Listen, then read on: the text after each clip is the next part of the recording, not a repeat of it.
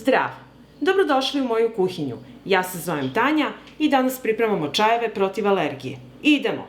Potreban mi je čaj od sušene koprive i majčine dušice. U bokal ću sipati 2 kašičice suve koprive.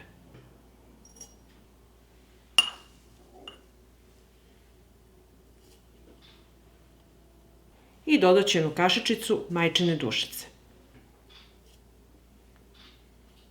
Zatim ću staviti da proključa 200 ml vode. Voda je proključala i sipat ću je u bokal preko čaja.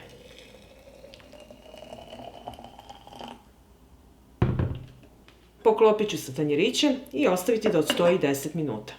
Nakon 10 minuta procedit ću čaj.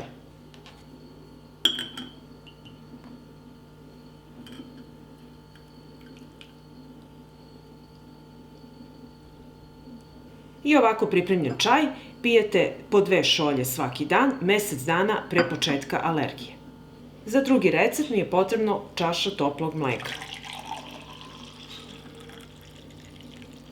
Treba mi još med i đumbir. Prvo ću oljuštiti i izrendati đumbira za 1 kašičicu.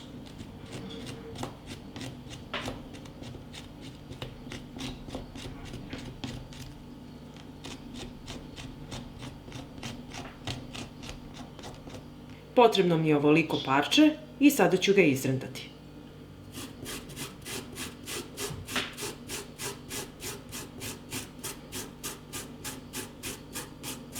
Ovako izrendan đumbir stavljam u mleko.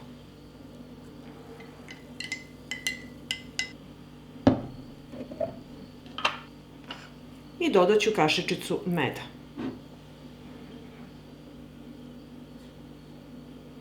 I sve ću sada promešati.